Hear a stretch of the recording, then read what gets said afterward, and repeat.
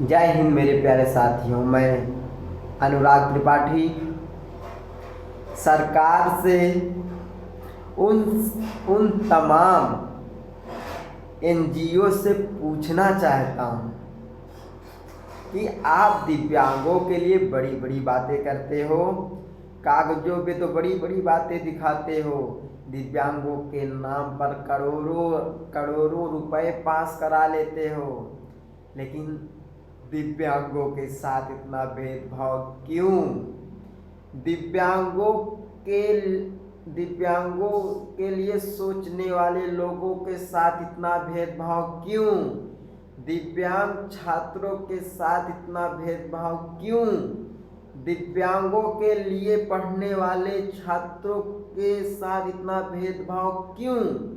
दिव्यांगों को पढ़ाने के सपने देखने वाले छात्रों के साथ इतना भेदभाव क्यों?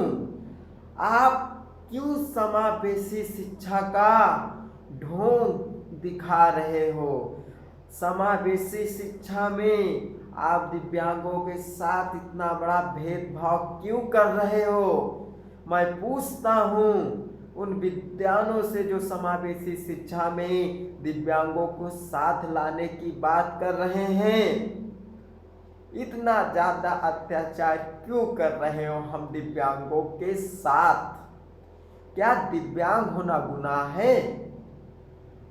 कोई भी सामान्य विद्यार्थी लाइए, अगर हम दिव्यांग उनसे आगे उनसे अच्छा कार्य करके न दिखलाएं, तब बोलो कि हम दिव्यांग किसी से कमज़ोर हैं। हम दिव्यांग शरीर से कमज़ोर हैं, लेकिन मन से सबसे ज़्यादा मजबूत हैं। फिर भी हम लोगों के साथ इतना भेदभाव क्यों हो रहा है? इतना अत्याचार क्यों हो रहा है? क्यों पूछता है विकलांग, पूछता है दिव्यांग, इतना अत्याचार क्यों हो रहा है? आप कहीं भी किसी भी मतलब एनजीओ में जाइए, सब लूटने के लिए बन गए हैं एनजीओ। करोड़ों रुपए अरबों रुपए पास करा लेंगे, अपनी संस्था चला लेंगे, लेकिन दिव्यांगों के साथ भेदभाव होता रहेगा।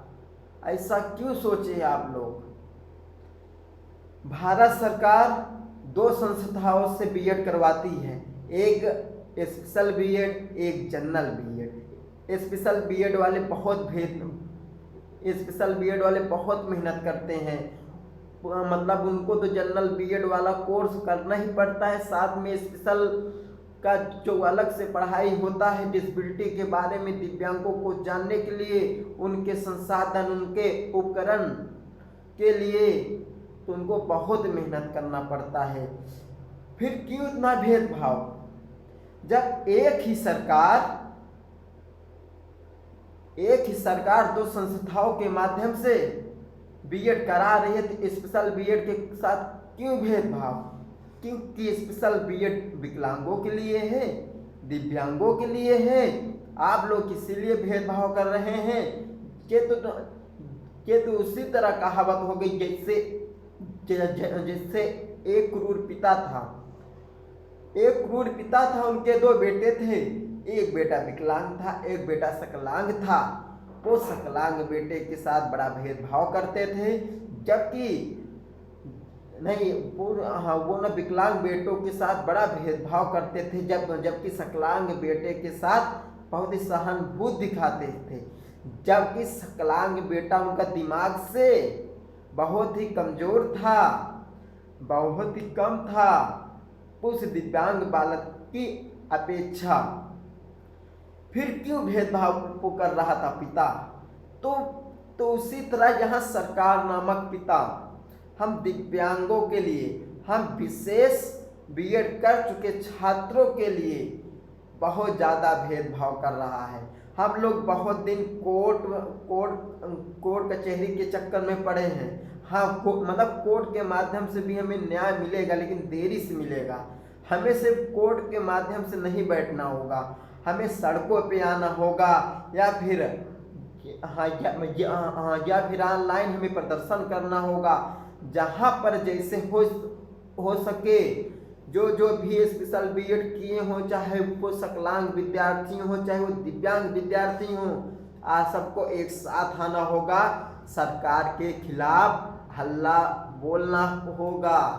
अब बहुत हम सबके साथ अत्याचार हो रहा है। अब हम दिव्यांग अपना हक मांगेंगे, अपना अधिकार मांगेंगे, क्योंकि अधिकार खोकर बैठ रहना या महादुष्कर्म है। न्यायार्थ अपने बंधु को भी दंड देना धर्म है।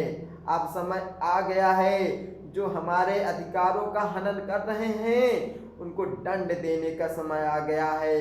अब हमें अपने अधिकार के लिए लड़ना ही होगा। बहुत शांत बैठ लिए तो फिर आइए मेरे दिव्यांग साथियों, यूट्यूब के माध्यम से, व्हाट्सएप के माध्यम से, ट्विटर के माध्यम से, फेसबुक के माध्यम से, जितनी भी सोशल मीडिया हैं सबके माध्यम से हमें अपनी आवाज के माध्यम से अपने अधिकारों के लिए लड़ना होगा। इसी के साथ मैं अपनी वाणी को विराम दे रहा हूं। जय दिव्यांग, जय हिंद, जय भारत, भारत माता की जय।